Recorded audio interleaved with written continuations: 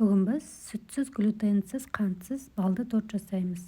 Ол үшін бізге бал, сары май, жұмыртқа, күріш ұны және разрыхлитель керек. Бірінші балды бір ыдысқа салып, газге қойып ерітеміз. Үстіне сары май немесе гхи майын саламыз. Майды да ерігенше араластырамыз. Майымыз еріген екен, үстіне сода салып, тез-тез араластырамыз. Біздің балымыз 2 есе үлкею керек. Газден алып суытып қоямыз.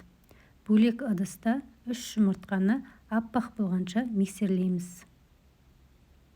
Жұмыртқамыз дайын болғаннан кейін суыған балға жұмыртқаны салып араластырамыз.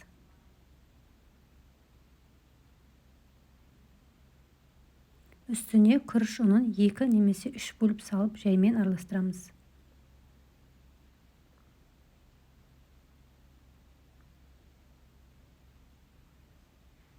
Біздің массамыз дайын.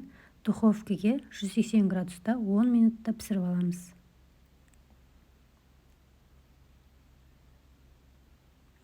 Бір келкі етіп жайып шығамыз.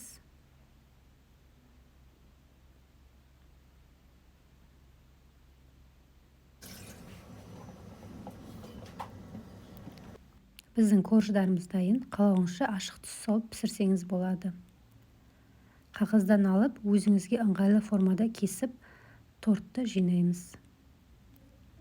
Крем менде сүтсіз және қантсыз. Кремнің рецептін астындағы ссылкадан қарап үйренсеңіздер болады. Мендегі крем заварной крем, кешью сүтінен жасалған.